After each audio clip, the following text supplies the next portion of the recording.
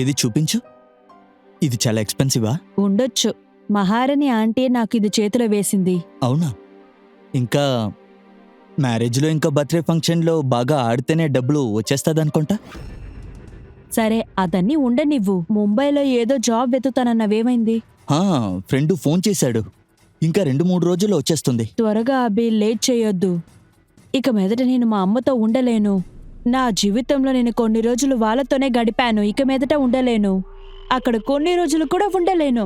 నాకు తెలుసు, కానీ దానికి కొంచెం టైం పడుతుంది. నాకు పని దొరికిన తర్వాత నేను ఈ ఇంట్లో నుంచి తీసుకుని వెళ్ళిపోతాను. ఏది నవ్వు చూద్దాం.